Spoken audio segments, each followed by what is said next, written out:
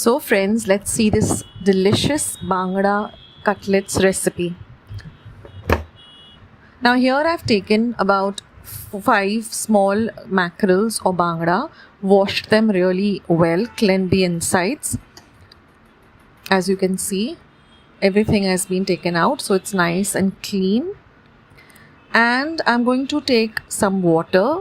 Take a big pot, add water, and you're going to add this Bangda or mackerel, because we're going to boil this mackerel till it's nice and soft. So bring the water to a boil on a medium heat, and once it cooks completely, let the fish cool down. Once it is cooled down, you just have to remove all the skin as well as the bones. We're only going to retain and use the flesh of the fish. So now the fish is nice and cooked. You will see that the color has turned to a nice thick opaque white on the outside. So just remove that. See that no bones. There are very fine bones in the Bangda. See that none of the bones go into the dish. Be extremely careful. And the flesh really comes off very, very easily because now it has been cooked.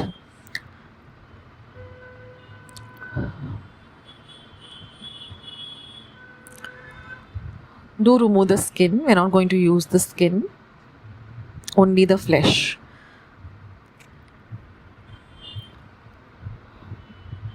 So you can see that there are very fine bones, so be extremely careful. So this is all the fleshy part of the fish that we've got from the 5 small Bangdas. Now I'm going to add 2 green chilies that I've cut fine. Now you can adjust the spice level according to your taste. Next, I'm going to add 4 cloves of garlic and half an inch of ginger that I've chopped really fine. Don't put ginger garlic paste. Add 1 medium onion chopped fine. Instead, use freshly chopped ginger and garlic and 1/4 cup of finely chopped coriander. Next, I'm going to add half a teaspoon of turmeric or haldi powder. Some salt to taste, approximately half a teaspoon or 1 teaspoon. Adjust it according to your taste. And we're going to break in 1 egg.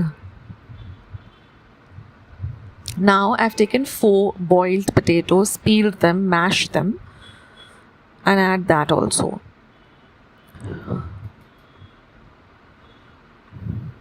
And I'm going to mix everything well together. And we're going to keep some breadcrumbs at hand, because if you find that the mixture is not, it's not in a solid form, it still requires some kind of body to get it all together, then you add a little breadcrumbs at a time. So first mix everything really well together. And if you find that your mixture is good enough to form the cutlets, then you don't need to add breadcrumbs. Otherwise, just add a little bit so that it gets some body, and retain some breadcrumbs because we're going to coat the cutlets with the breadcrumbs when we're going to shallow fry them. Now this is a very, very tasty dish, and it goes so well with some rice, sorak, and some pickle, brinjal pickle, tonli pickle. So now I'm just going to form cutlets. You can form croquets also. And for beginners, for boiling the potatoes, what I did is I took 4 small potatoes or medium-sized potatoes, added it to my pressure cooker, cooked it on 1 whistle on high, and then simmered it for 10 minutes, let them cool completely, and then peeled them. So now I'm just going to roll them in the breadcrumbs and give them a nice shape. Now to make breadcrumbs at home, just take a few slices of bread or pav and just grind them in your mixer. Now from the mixture, I got about 10 cutlets out of 5 small Bangdas. Now I also have a recipe for how to make shark or mori cutlets. I'll leave that in the description box below, as well as the comment section. So you can make these cutlets and keep them in your refrigerator, and when you're ready to fry, just shallow fry them in some oil.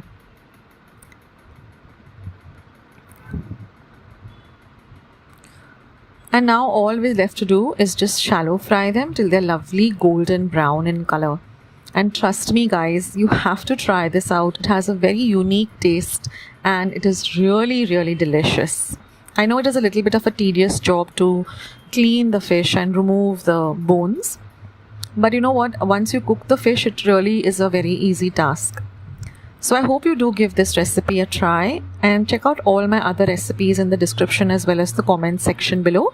Do leave this recipe a good thumbs up if you really liked it, and do subscribe and follow my channel. Share my recipes with family and friends. So I'll see you in my next recipe. Take care, guys.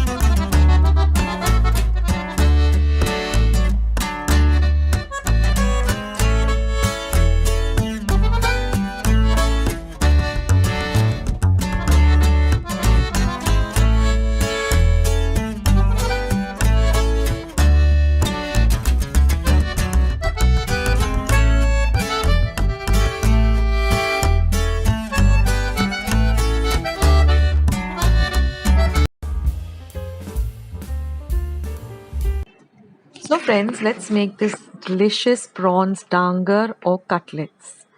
So here I've taken about 20 to 25 small prawns, deveined them and washed them really well.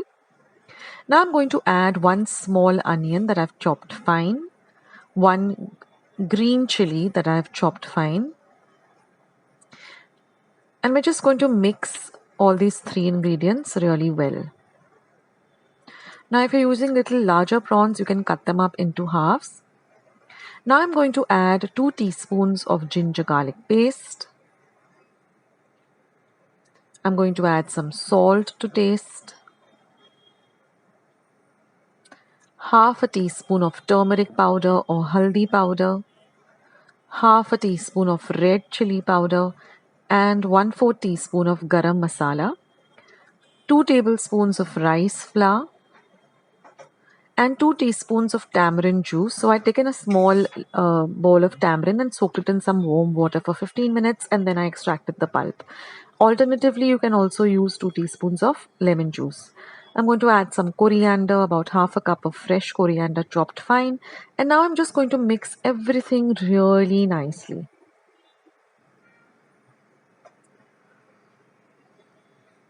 So our mixture is ready. Now I've taken some fine semolina or suji or rava. I'm going to form these into small flat cutlets. And I'm going to coat them with this fine semolina. Now another alternative, you can also use breadcrumbs instead of semolina.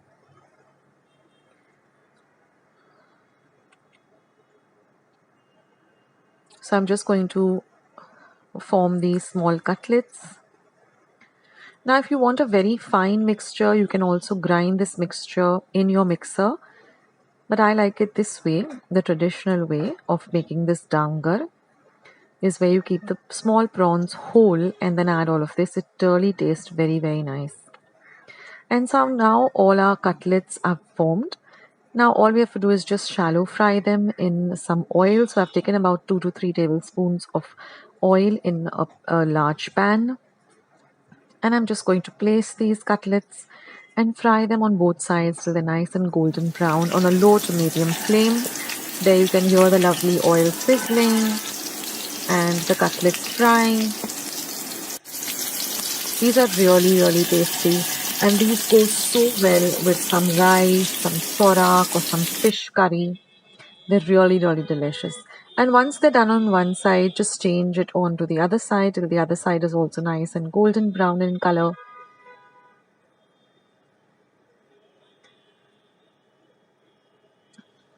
Recently, I had posted bangda or mackerel cutlets, and some time ago I had posted mori or shark fish cutlets. So I leave the link to all those recipes down below in the description box. And our cutlets are ready to enjoy. So I hope you like this recipe, and I hope you give it a try. Thank you.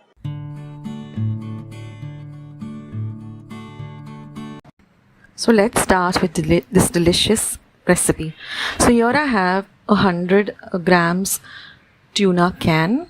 That's what we're going to need. I'm going to get 6 of these medium-sized cutlets.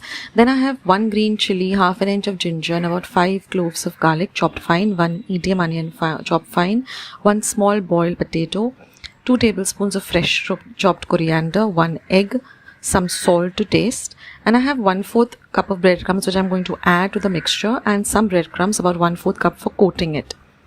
Now the first thing is I'm going to open the can and I'm going to drain out all the water that is there in the tuna. We're going to discard that water. We're going to use only the tuna, the flesh of the fish. So let all the water drain out. Then you're going to transfer that to a bowl and you're just going to mash it up lightly. If you have a bigger chunks, then mash it up, till you get like a mince consistency or a keema consistency. Now we're going to add the onions, we're going to add the green chili, ginger and garlic. Next we're going to add the potato, the mashed up potato, some salt to taste. Then I'm going to just beat up the egg really well. And we're going to add the egg as well. Now the egg, the potato, all of this help to bind the cutlets together so that they don't break. Now we're going to add some fresh coriander which we've chopped finely. And you're going to add 1/4 cup of breadcrumbs.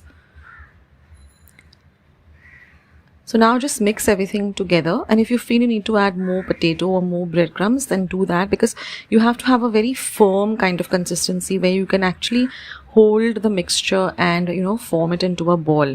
So I'm adding about 5 tablespoons more,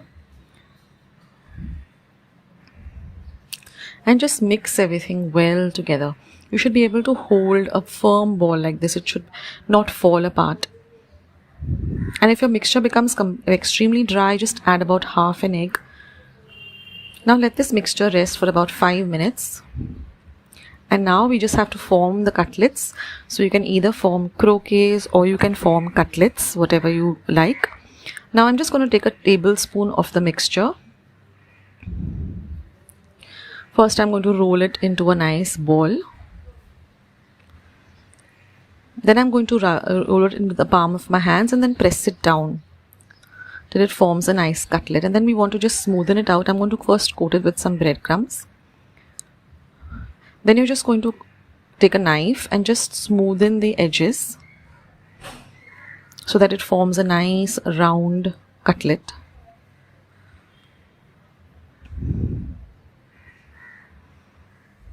And I like to double coat it with the breadcrumbs because of the time you get this lovely crunch. When you're eating the cutlet, it has a nice crunchy exterior and a soft the interior. It's really yummy. So just a melt in the mouth cutlet.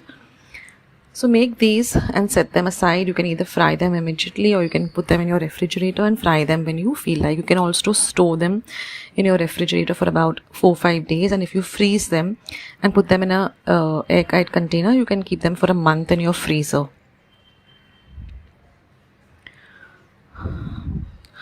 And then all we have to do is just shallow fry them. So I'm going to heat my pan. I'm going to add 2 tablespoons of oil.